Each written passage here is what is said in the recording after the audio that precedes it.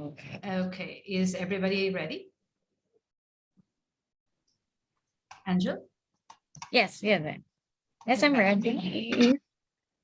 All right. Greetings, everyone, and welcome to the International Virtual Conference on Museums, ICOM. Today is Monday, February 7, 2022. It's an honor to welcome you all on this informal talk show. My name is Meena Lama. I'm a member of ICOM Nepal and moderator for this informal talk show. Today, I'm accompanied by a beautiful co-moderator all the way from Philippines. I hope you can actually guess who is it. All right. So yeah, we have Miss Angel Gonzalez Luna with us moderating this talk show. Angel, say hello to everyone. Hi, everyone. I'm honored to be co-moderating with Nina today, though it's my first time to co-moderating such talk. So please bear with me and also for the entire forum. But I'm honored to be here. All right. Thank you so much, Luna. Today we have actually invited Miss Maliha Azami Aga from Lahore, Pakistan as our guest speaker. So while introducing her, she is an educationalist and practicing professional artist. She has been giving lectures as visiting professor for various universities since 2005. And has also worked as associate professor, assistant professor, and lecturer. And she was the principal at College of Art and Design in 2013-14 at the University of the Punjab, Lahore. So she has also been an executive member of ICOM Pakistan. She's a member of Board of Governors of Pakistan National Council of the Arts and Textile Institute of Pakistan, Karachi. Similarly, she has been convener of the Board of Studies and Curriculum Development Committee of College of Art and Design at the University of the Punjab, Lahore. She has also been member Senate at the University of the Punjab and a member of Metropolitan Museum of Art, New York. She was also a delegate to International Conference on Designs and Emotions at the St. Martin's School of Art, London in 2012. So besides this, she has actually received lots of achievements and recognition, and she is a receiver of the Sadechin Pride of Performance Award for Excellence in Painting. So that was in 2021. And she has also received award of College of Punjab from Government of the Punjab 2014, and has also received Distinguished Woman of the Punjab Award for teaching from the Government of the Punjab in 2011. Similarly, she has also received National Award for Paintings from Artists Association of the Punjab, Lahore, Pakistan. So besides this, she has had her Masters of Art in Art Education, Measuring and Paintings from the University of Arts of Philadelphia in 1990. And she had a BFA and MFA in Graphic Design from Department of Fine Arts, the University of Punjab, Lahore, Pakistan, in 1981 and 1982, respectively. Well, without further delay, let us welcome Ms. Maliha Azami Aga. Welcome, ma'am. Thank you so much, Meena. It's so lovely to be here. Thank you so much. Tell us, ma'am, how are you feeling? Oh, like I'm with family. Thank you so much. Thank you so much. Ma'am, would you mind, introducing yourself to us? I mean, like I did tell everybody about your educational background as well as your professional background. But besides this, could you actually tell us about yourself? Okay, so what you would like me to talk about myself as where I'm from? Yes, ma'am. You know, my beginnings and all of that. Okay. So I was brought up, my childhood was spent in the city of Karachi. That's where I grew up. Mm-hmm. I had my schooling and my college education in Karachi in Pakistan, where my father was settled. He was originally from the Punjab. He was from Lahore, but he was a doctor. So after leaving the army, he settled down in Karachi, and that's where we all grew up. And so I have a very, very strong affinity with that city of Karachi. After getting married, of course, I moved to Lahore, and that's where I've been for most of my life. But if anybody asks me, where are you from? I always say, first I'm from Karachi, then I'm from Lahore, and then I'm from all over the place. Mhm.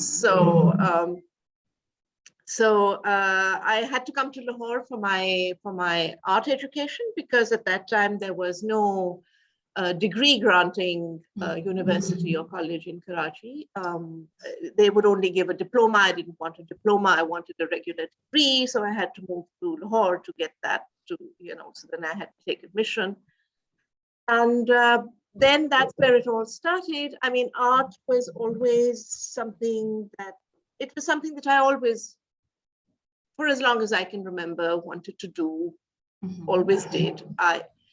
Maybe I would have been a doctor if I had been good at mathematics, but I was no good at maths. So I had to drop science and move into the arts. And then I did all my, my degrees and everything. And the day that I put up my thesis work for my master's, for my MFA at the College of Art and Design, I was offered a teaching position right there that evening. I mean, I had just put up my work and I was called into the chairman's office and I was offered a job, which I took. Yeah. And then I also started, because I was basically a graphic designer. Not a painter at that time. So I was also working at an advertising agency. And then later, after a few years, I decided that that is not what I wanted to be and what I wanted to do, because it was very difficult to deal with clients and with people who, who had businesses and stuff, because they had such a very stiff kind of a mindset. They were not willing to listen to advice from maybe a professional who was trained in the field of graphic design. And that was very frustrating for me. So I decided that no, I'm not going to be a graphic designer any longer. I'll just teach. So I was teaching at that time in any case. In the mornings I would teach, and in the afternoons I would work as a designer. And then in 1988, my husband and I, we went off to the States. He did his MBA, and I got admission at the University of the Arts in Philadelphia, USA.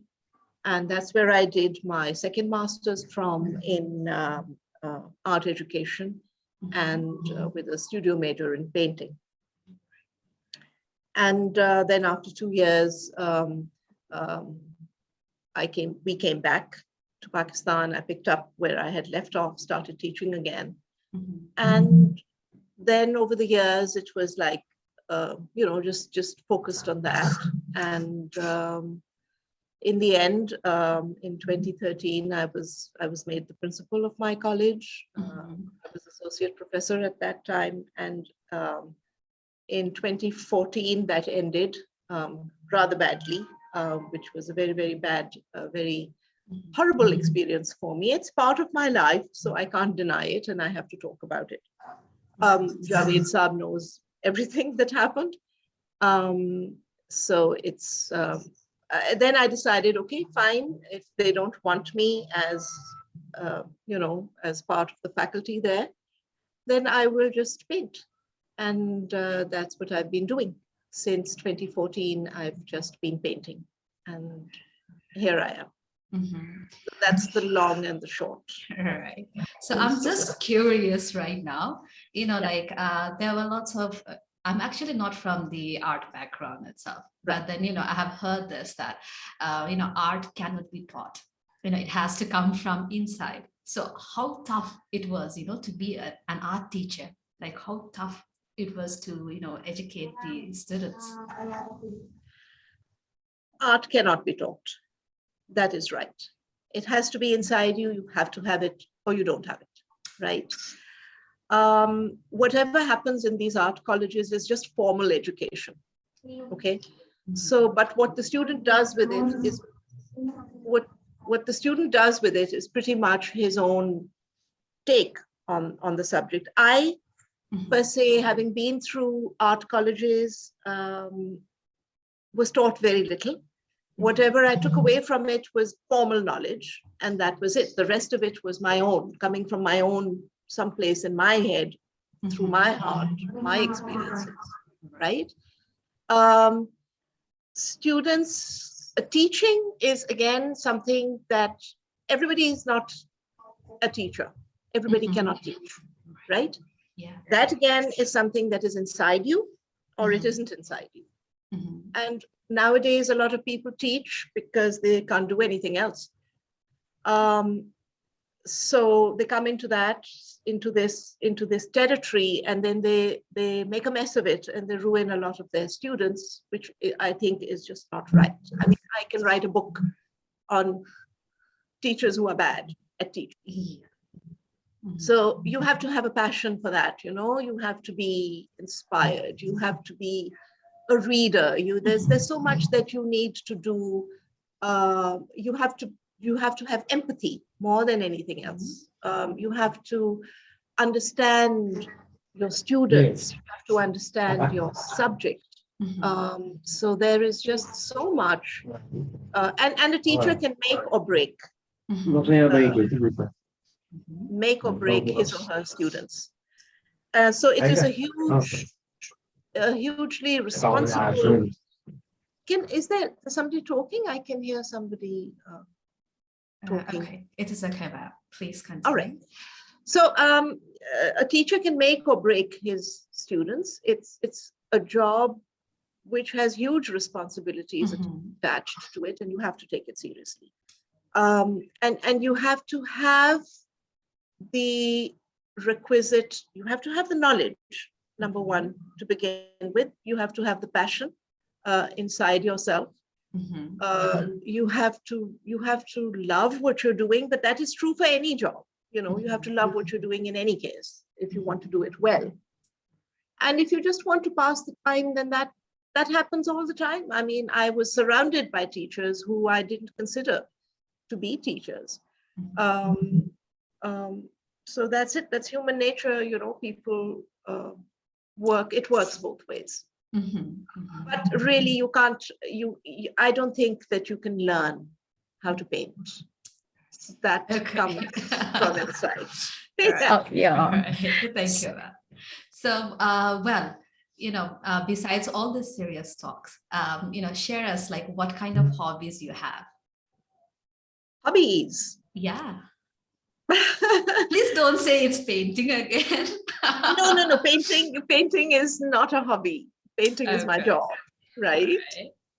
Okay. Well, my hobbies would be music, listening to it, maybe singing, reading, traveling. I just love to travel anywhere and everywhere and anytime. You look very light. Yeah, you look like you travel a lot. You look very light. I love traveling. I love it from the point that I have to pack, from the moment I have to start packing, to the journey, the airports, which is horrible these days because of COVID. The airports, getting there, the immigration. I love all of that. I love it when my flight is delayed, because then I can sit at the airport and watch people. Wow. I can really relate to that. Yeah. So it's fun. It's fun. And the experiences, the places, the sights, the sounds, the music, food, culture. You know, there's so much to see in this world, and one lifetime is not enough. It's just not right for us. I definitely agree. Yeah. So what is your favorite food? You know, seems like favorite food, like us, you seem very foodie. I'm a foodie. Well, I can't live without my own Pakistani food. Which is? Oh God, there's not one. There's so Okay. many, there's so Wow. many. I can't put my finger Mhm. on it. Okay, I will make it very easy for you. Which Yeah. is the one food which you can eat for days and you don't get, tired of it? You know what? I would eat mutton karahi forever. Wow. I Okay. just love that. Yeah, Mhm. Sounds yeah, with delicious. naan, with naan. Okay. Yes, Ooh. I'm not a rice eater. I'm a roti eater. I love bread. Uh-huh. That Yeah, with the mutton. Wow. yeah, that with mutton. All right. Then Sounds there has really to be nice. a really nice sweet dessert after that because I All love right. sweet. Who do I? Mm-hmm. Mm-hmm. Yeah. So, right. I mean, like your profession as an artist, as well as the educationalist, and your hobby as a traveler, and then, like singer and all, how it has actually influenced your life as an artist. Um, I think it all begins with observation, right? Mhm. So you have to be looking all the time. You have to be seeing all the time. Mhm. You have to be absorbing images and absorbing people and absorbing Mhm. expressions and Mhm. gestures and movements and Mhm. color and atmosphere Mhm. and everything around you from the minute. And you have to have that, you have to be alive in the moment to Mhm. that sensation of feeling, and not just feeling with your hands, not just feeling with your hands, but feeling up here, down here. Beautiful. Let it all in, absorb Mhm. it all, Mhm. and absorb it all, and then store it in your head, keep it somewhere safe, bring it out later when you're painting. So Mhm. that's the thing. I mean, you can, the sensation, Mhm. of all your senses, all your five senses, the Mhm. sense of sight, of hearing, of touch, of Mhm. smell, and of taste. Mhm. So all of that amalgamates into this sentient human being, which is what you are, which is Mhm. how you were made. You were made to be that way. And then you're not living in a vacuum. You're living in a world which is Mhm. inhabited by other human beings, by animals, Mhm. plants, the air you breathe, the Mhm. atmosphere around you. So you take it all in, Mhm. and then you give it all back through your work. you know Mhm. so I mean, that's how I function. Wow. um, and and you have to be fine tuned. I used to tell my students all the time that you have these antennas. So your antennas have to be out there, sticking out and tuned in all the time Mhm. to everything, Mhm. you have to feel very deeply. Mhm. You have to empathize with your fellow human beings, with your animals who are inhabiting the earth with you, with the trees, with nature, Mhm. with the snow that falls on your head, to the mud that is under your shoes, Mhm. the sound that the leaves make when you step on them, the dry leaves, to the touch of the bark of a tree, to the water that flows, down through your eyes and down your cheeks. You have to be human, and you have to be alive, and you have to be absolutely Mhm. feeling person in order to live completely. Wow. It feels so Oh, poetic. actually, now I wanted to be the student. Yeah, Right. Mm, I yeah, have I a would love to teach question. you. please. As what you said earlier, that art cannot be taught, it's just the formal education. But as I've been listening to you discussing like how you say it to your student, I think like what's the difference of this formal education and and not getting the formal education itself, when now I feel like it's okay for me. I'm a painter and I'm a graphic designer as well. So I'm thinking, if you're saying that art cannot be taught, and now that I'm hearing you teaching it, and I wanted to, listen to you all day, um, what's the difference of like being in a formal education and just teaching yourself by your passion? Yeah. The difference is, Angel, that when you go to any institution to receive a formal education in the arts, right? It is a degree that you're going to walk out with at the end of the day, which will get you a very good job, maybe. Okay? You have to have that. Nowadays, the world demands that. That is important. What it teaches you, what they teach you at university and college are formal subjects like the history of art, for instance, or architecture, or um, uh, graphic design and everything else that goes with it. It's all formal education.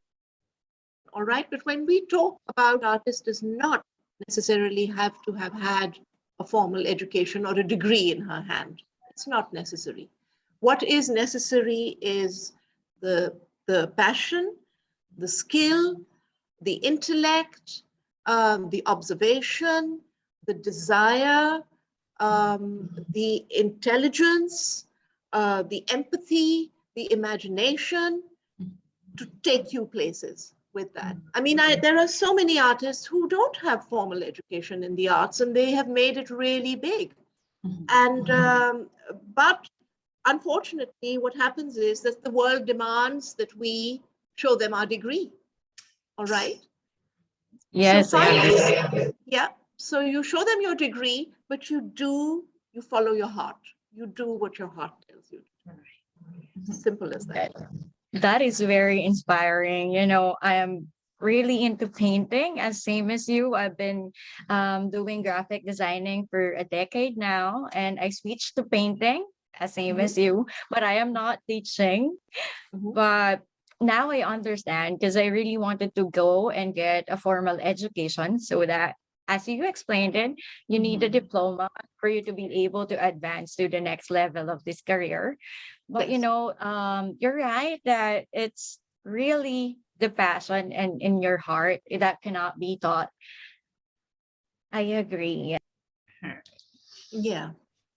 You have to be, I think you have to be switched on all the time, if you want to be an artist of any quality or worth, then you have to be present, conscious, and present in the moment, every moment of every day of your life. That is the job. Is that the reason as well that you switched from graphic designing into painting? That's one of the reasons, yes.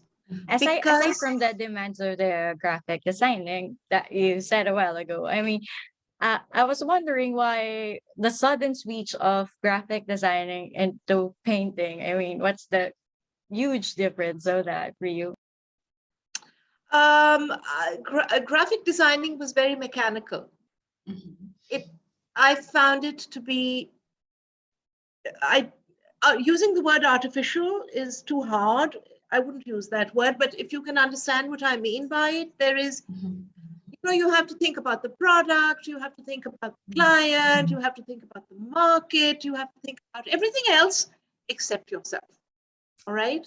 So that to me was, I mean, yeah, there are some fabulous, great graphic designers, and I've taught the history of design as well, and there is just awesome design out there, in particular Japanese design.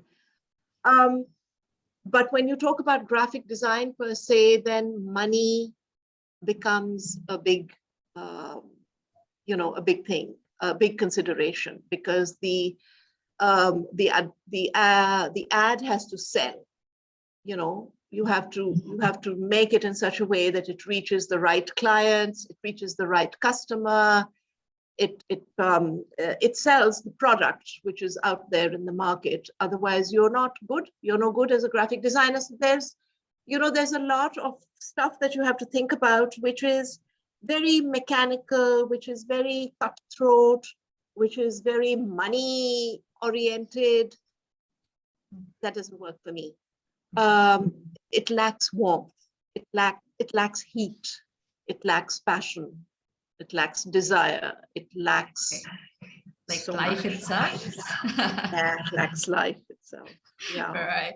So, ma'am, have you ever been overwhelmed with these emotions? Like you said, like the artists, they have to absorb everything, like, with all the senses. So have you ever been, overwhelmed by such kind of thing that you have seen or felt? I'd like to change that question, Meena, Sure. to when have you not been overwhelmed? Okay. Wow. Yeah. It's Mhm. very difficult. It's All right. very difficult not to let yourself be touched Mhm. by what is going on. I mean, you have to laugh and you have to cry Mhm. and you have to be human. You cannot be a robot as an artist. You're a sentient, thinking, feeling human being. You've got to absorb it. You've got to let it touch you. If you don't let it touch you, you're a robot. You're on automatic drive, right? You're not on automatic drive. You have a mind to think and you have a heart to feel. You have sensation and emotion. And what are you going to do with it? And so that is why, when I've stopped listening to the news because I find it so disturbing. It is so disturbing because there is no good news anywhere anymore. It's always bad news now, right? Bad is what makes good news. So you've got to keep that door open, right? And you've got to keep that window open. That the light and the air and the sun and the dust and the breeze, everything has to come in. You have to allow everything to reach you. You're porous, so you absorb it all, take it inside yourself, and then you bring it out in other ways. But there is no one day that goes or that has gone in my life without it touching me in some way or the other. There has to be something,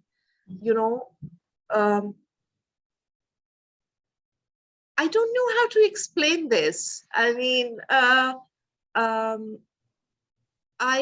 yesterday evening I saw an accident. All right, it was a young boy who, and from what I saw, I don't know, but I have a feeling that he maybe didn't make it. And I was driving at that time, and I came home, and I cried for him. And I cried for his parents because it was heartbreaking to see him lying on the road like that, and a young man. And I mean, I have two sons. And I've also been through a very, very traumatic experience in my life 2 years ago when my own younger son was in an accident and he almost died. So, that picture sort of came across my eyes, and all I could think about was his parents and his family and that young man suffering. And so, but that doesn't mean that it's all suffering. No, you have to be grateful and you have to enjoy what has been given to you as well. The air that you breathe, the taste that you taste, and the touch that you feel. You just have to be open to any and every sensation that is out there. It makes you more human. It makes you more empathetic. It gives you a better chance of being a better human being, rather than, I paint not to sell. I don't paint to sell. I don't care if it sells. Well, I'm lucky in the sense that I don't have to make money because My husband is making the money. Lucky But, you. Yeah. So I can be, so because I'm not painting to sell, I think I can be genuine.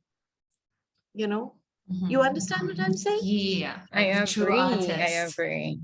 Yeah, so I can do what I want to do without worrying about not being in the market, not selling it. And most people don't buy my work in any case because it's not what Pakistanis like. So it doesn't matter. It doesn't matter. Somebody someday will like it. Right. I think that's freedom as an artist. I mean, it's such a freedom that you have, that you don't have this caged mentality that you have to sell the paintings in order for you to finance your painting career, unlike the other painters out there. And as you've said, it's genuine that you paint your heart out and your emotions into it. I think it's beautiful. Thank you. Mhm.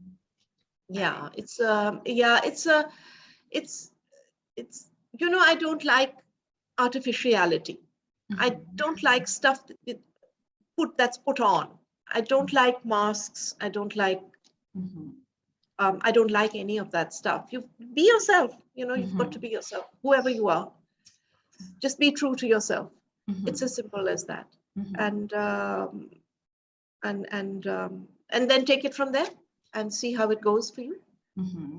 Yeah. So, ma'am, like, you told us that, you felt like you were an artist since your childhood.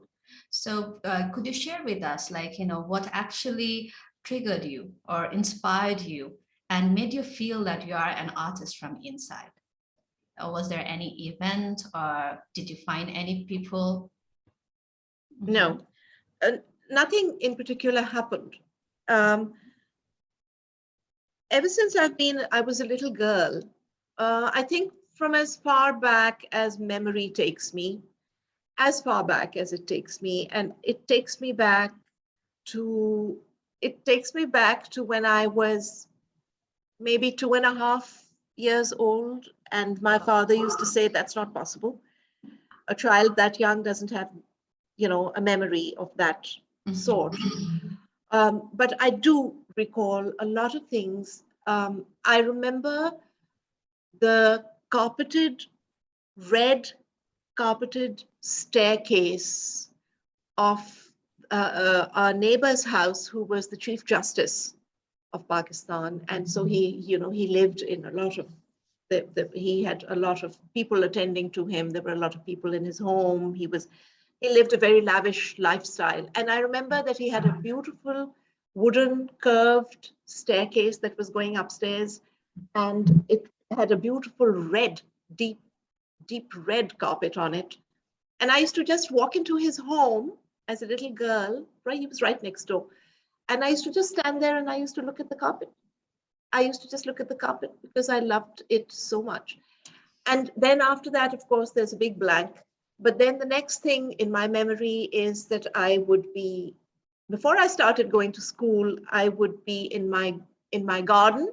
We were in the city of Rawalpindi at that time. My father was in the army, and my mother would, clean me up, brush me up, dress me into nice, clean clothes. My brothers and sisters used to had gone off to school, and I hadn't started school at that time. And I used to just stand in the garden, and I used to just be with the flowers and the leaves and the little ladybugs and the little hedgehogs, and I would just daydream. I just daydream. I'd look at the colors, I'd look at the textures, I would notice all of that. Now, and maybe that was all coming together, or that would all of it come together. Everything that I was absorbing would come together later to make me who I am now, right? I don't know if you can understand that.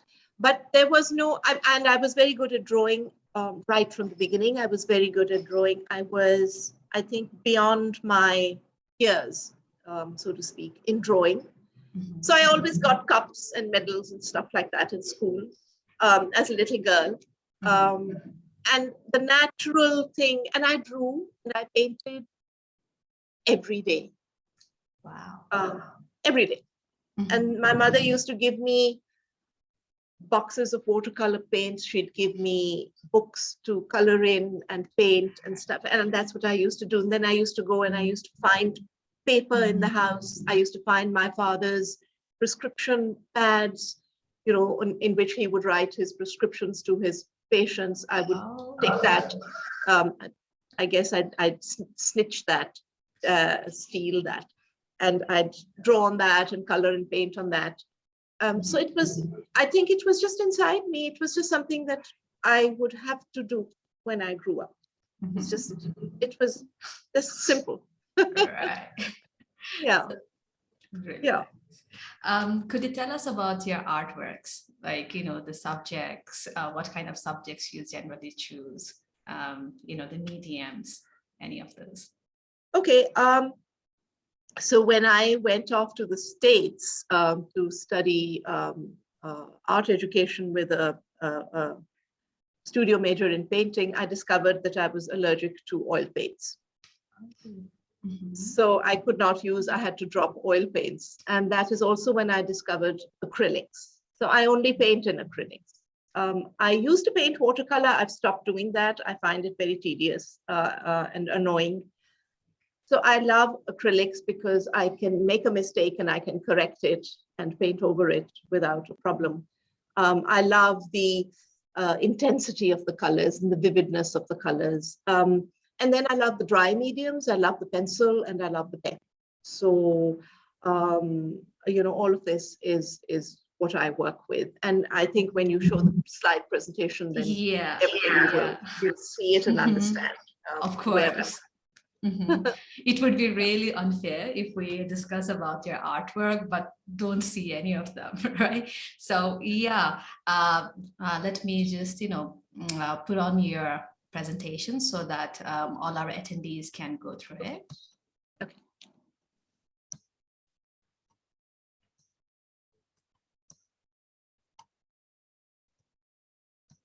So can everyone see the screen?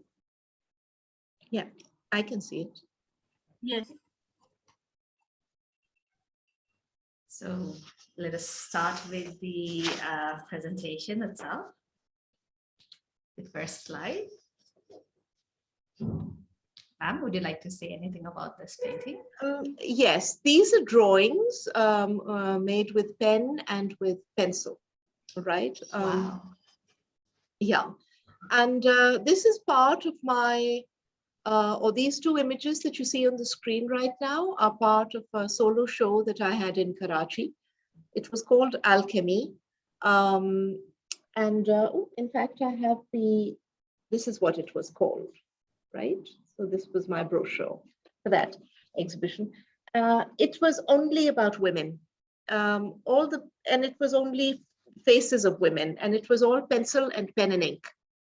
And it was all about women because that's important to me. It's important. It's important how women are treated. It's important how women think, or they don't, how they conduct themselves, how society deals with them or doesn't deal with them, the injustices. What happens is that when you are making a work of art, you are not just like, for instance, this could be a social subject that I'm talking about.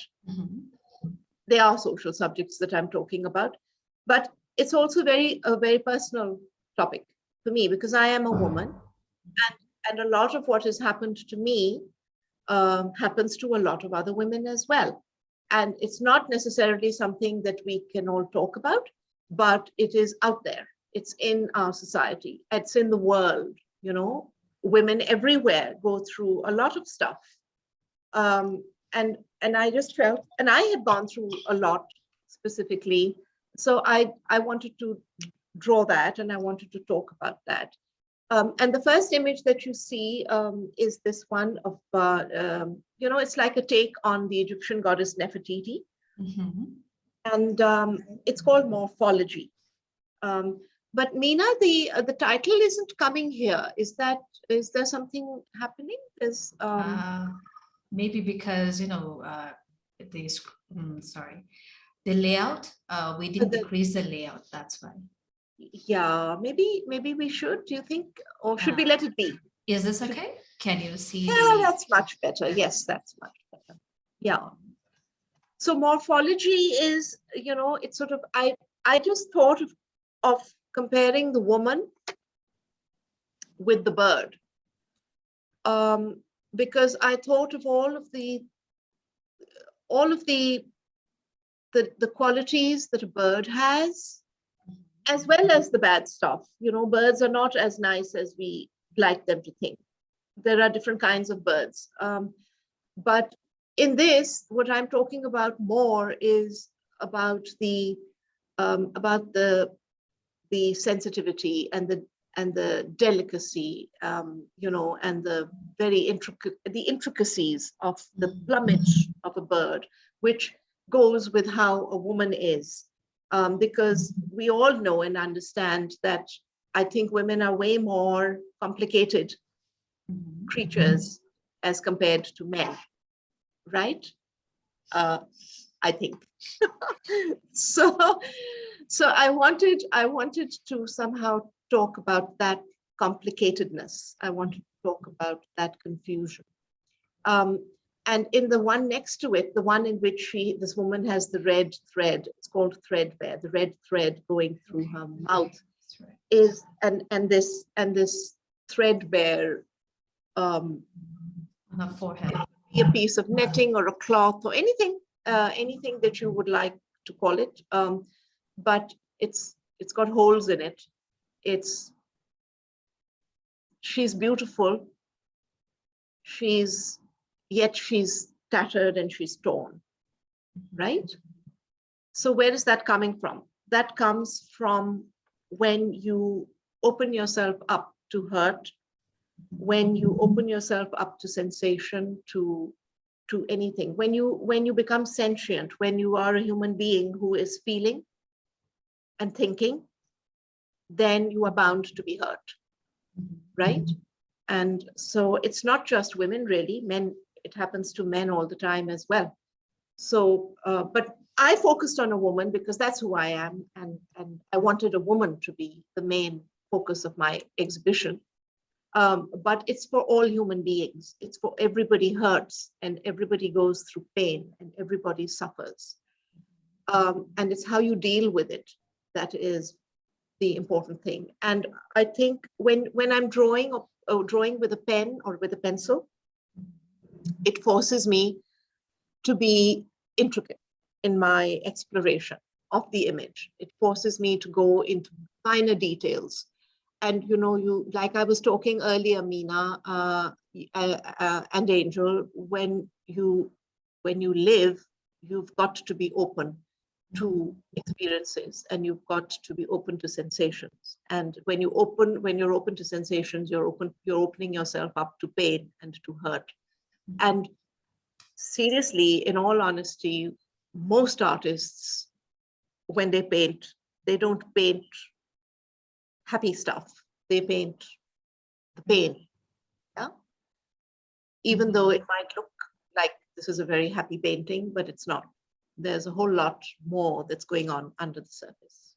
So, and that thread that goes through her mouth is just a symbol of the sensitivity of her nature, right? It's like when you feel with your fingertips or you feel with your lips, it's a very delicate sensation. So any little thing can also get to you. Let's go to the next slide. Yes. Okay. Again, part of the same image, part of the same collection of work that I had put up in Karachi. And this first image, which is called Indelible, is actually from a personal experience where I was at that time feeling that everybody had walked all over my face. And everybody had left a mark not literally on my face, but in my mind, which is indelible. It's never going to go away. The pain and the hurt is never going to go away because of the injustice. So even though you see this, I mean, I'm talking about it, I have never talked about it like that. But I'm telling you the honest truth that this is how I was feeling at that time because of what they did to me at my university, right? So this is how I brought it out. And that pain is with me. And I think it's going to stay with me forever because they took away from me the one thing that I loved, which was my teaching. And through no fault of mine, right? But it's a bad world out there. People do a lot of horrible things to people who mean well.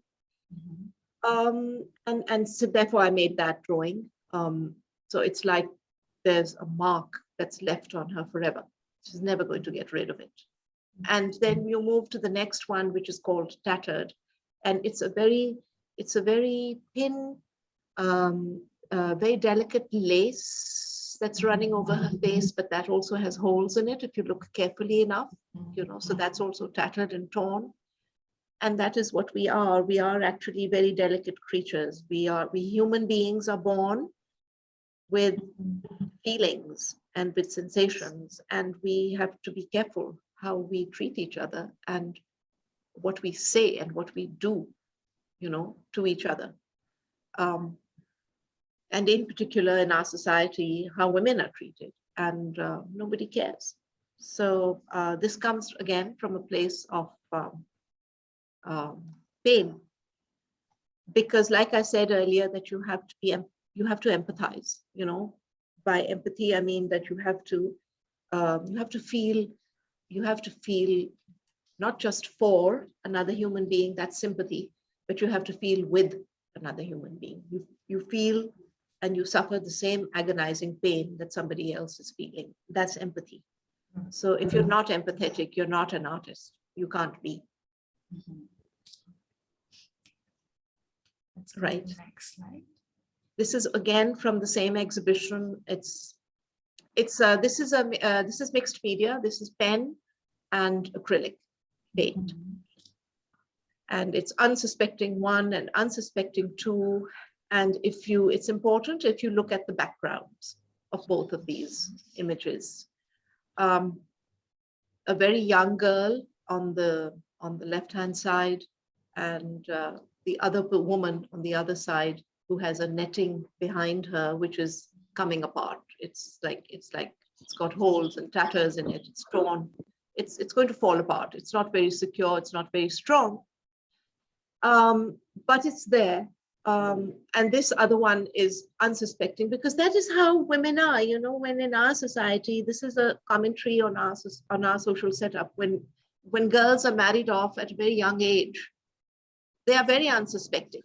They don't know how they're going to be treated until they are treated badly. And it comes as a big shock to them. And they go in with all the innocence and with all the care and the love and everything else that goes with it. And then there's a rude awakening, So it's more of it's like, again, it's social commentary. Again, these are images which I think perhaps maybe any woman would be able to relate to. You don't have to be from a certain segment of society. You can be, just have to be a woman to realize that, society can be very ruthless in the way that it treats women. And in particular, our society, maybe I can talk, maybe even in Pakistan, definitely. In India, yes. In Nepal, Meena, I guess. I don't know about the Philippines much, or about Indonesia, but yeah, in the subcontinent, definitely. That's how it is. Shall we go to the next slide? Yeah.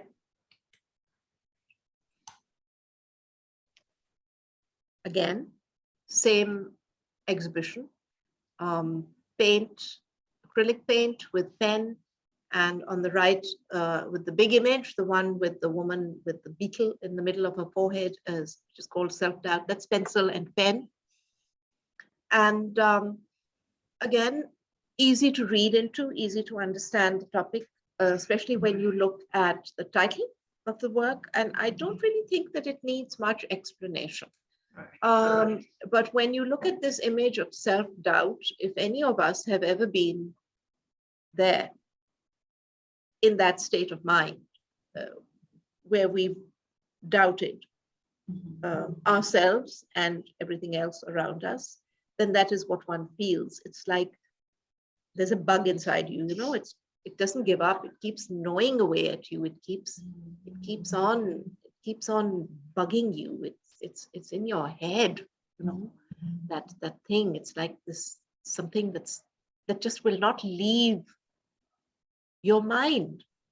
And self-doubt is part of that. When you feel that, you know, you don't have that confidence, or you don't have what it takes, or there's something else that's not quite right in your situation, and you're doubting yourself. And I doubt myself all the time. So this bug actually is inside my head all the time, whether I'm sleeping or I'm awake or whatever. But it's also a bug that makes me think. So it forces me to also think and introspect. And it's very important to be introspective, very important to be introspective, because then you can understand yourself better and you can arrive at certain conclusions more easily. Because I know of people who don't introspect. I know of people who don't think, you know, and I find that they are very, very like unfeeling in a sense. Can you hold on a second? I have to shut a door because my Sure. husband's having a meeting inside and he's also talking very loudly. Okay. Just excuse me, I'll be right No back. worries.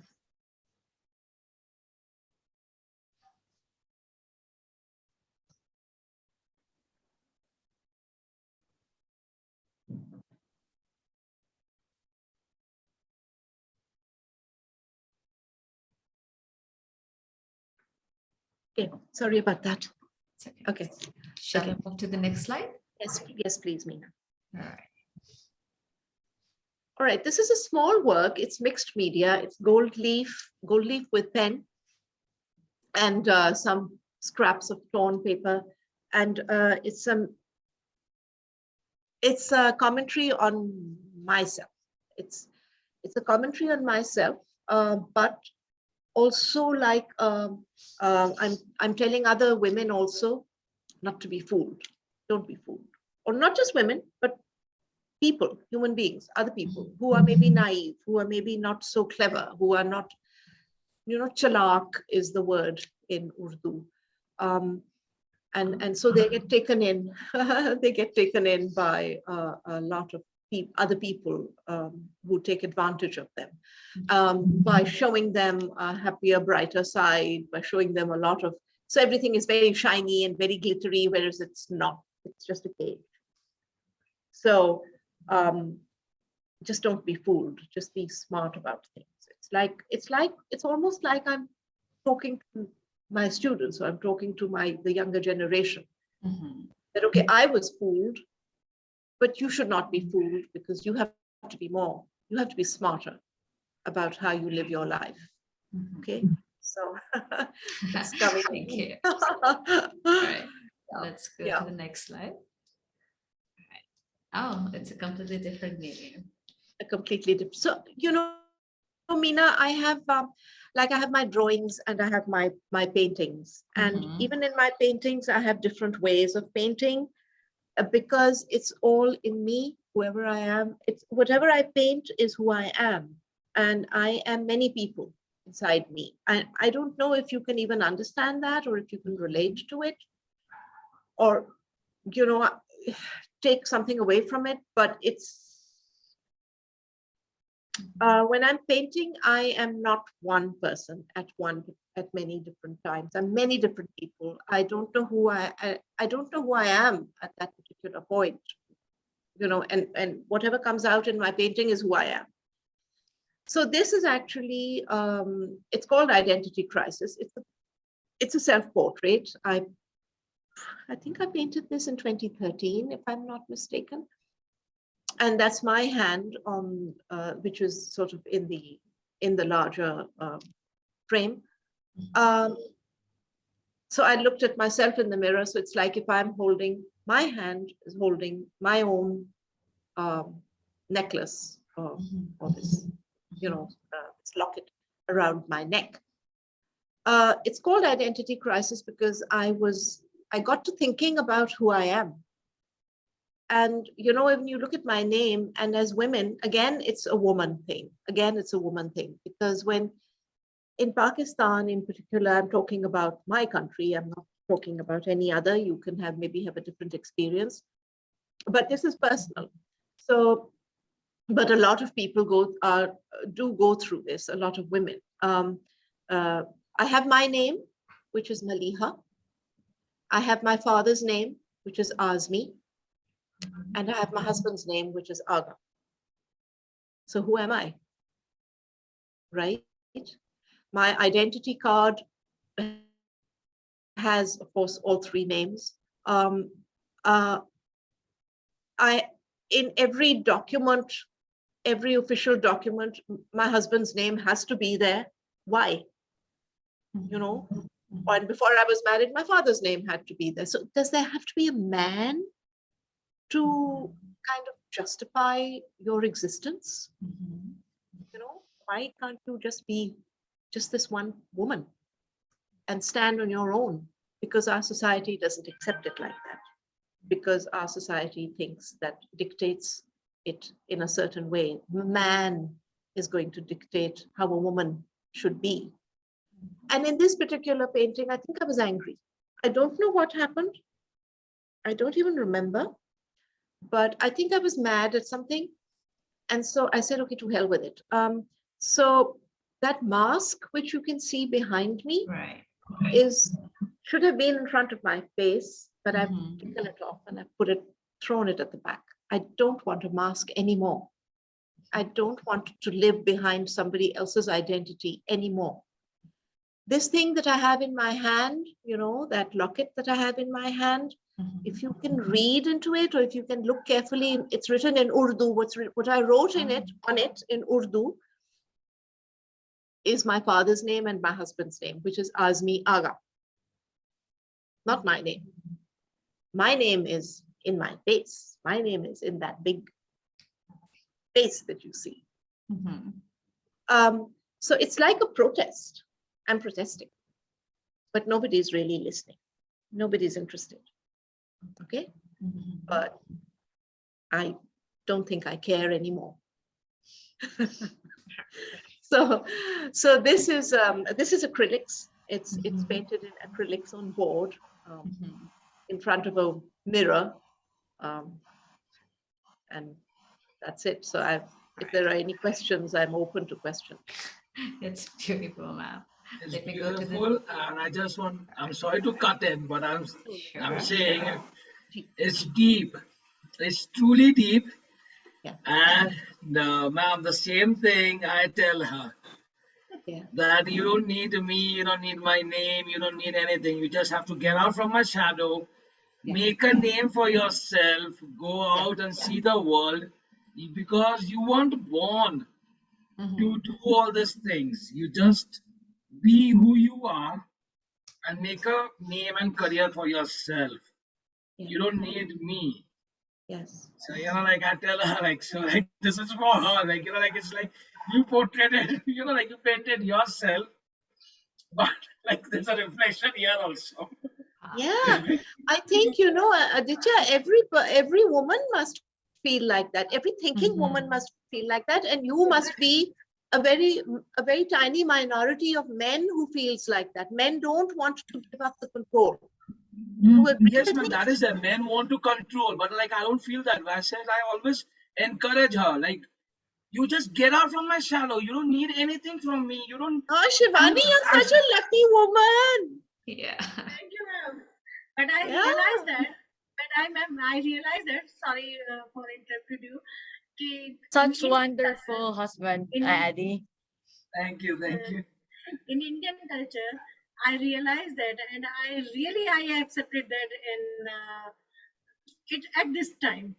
If एक औरत जो है शक्ति means power poverty wealth तो वह है, तो फिर और आदमी इतना घमंड क्यों करते हैं? जब सब कुछ एक औरत के पास है तो आदमी घमंड क्यों करते हैं फिर? जब सही शक्ति बात है, सही बात है.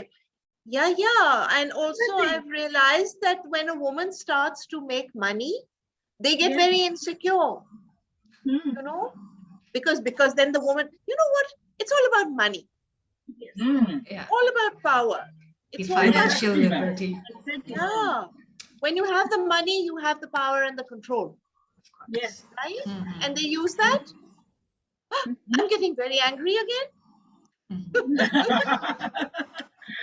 No, but it's a But very I think, wonderful. yeah, I think you understand where I'm coming from and what I'm saying. And it's not to say that anything bad has happened to me. No, it's a commentary about the general condition of women. Generally, women are in the shadows, you know. That's where they are kept, and they That's don't. why I tell her, like, Yeah, get and out they of my don't. shadow. Go Ah. and live your life. Yeah, Shivani needs to. You're just such a lucky woman. You should now break, do your own thing, and be proud of that. All right. Yeah, Friends, lucky that we have more slides. Yes, So you Sure, please continue. let's go through the other slides too, okay? Yeah, Because, too many. well, yeah, so we will be Fine. discussing more about the other topics too. Okay. Let's go to the next, right? Okay, these I'm not going to talk too much about these. These are simple portraits. The gentleman on the left, a portrait of Mr. Zaman, was a person that it was a commissioned portrait, and I had to paint him, and I enjoyed it immensely because he's passed away. He's no longer in the world, but he and I really had developed a lovely relationship.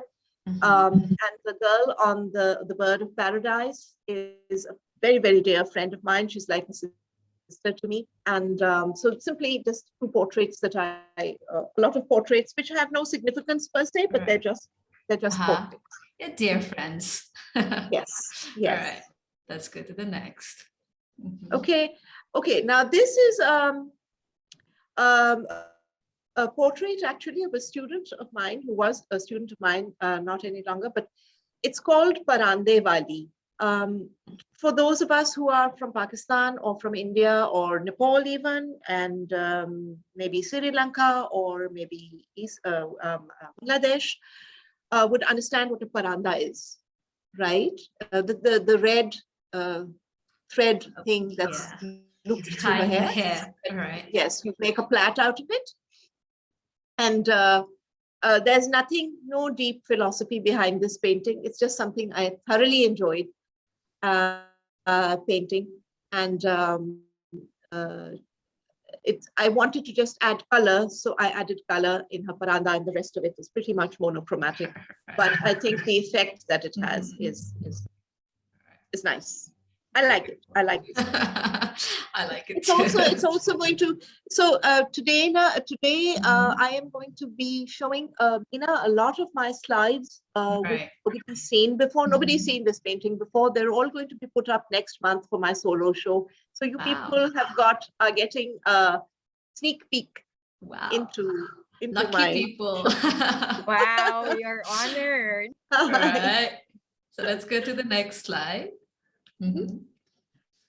All right. Also portraits of one is my sister. That's my sister with the brushes. So I call it. Can you make it slightly smaller, Meena, so they can see the title? And this is another dear friend of mine on the right-hand side, called Sunny. That's her name. That's her pet name. Also just portraits painted because I love the way they look. There's no philosophy behind it, except for the brush with an angel. My sister is as patient as an angel, so I gave it that title. All right. Okay, next. Slide. Okay. Two old men. I love old people. I think that they have so much more to offer, and they have so much life experience, and they're so rich in the way that they have always been. You know, they've reached a certain point in their lives where they can only give and we can only take.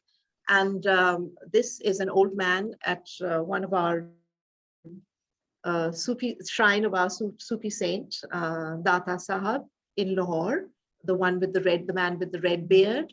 You see a lot of these types over there. A lot of these malangs, we call them malangs, but he's a devotee of that Sufi, and they're hanging around over there near the shrine.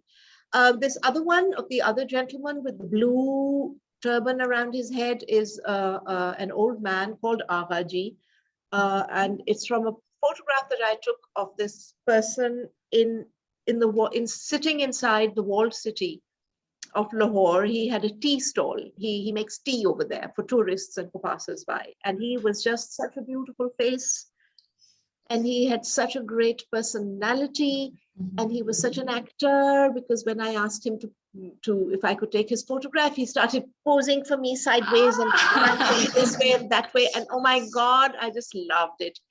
And so he was such an awesome, amazing character to paint, and I like that. You know, I don't like wishy-washy people. I like character.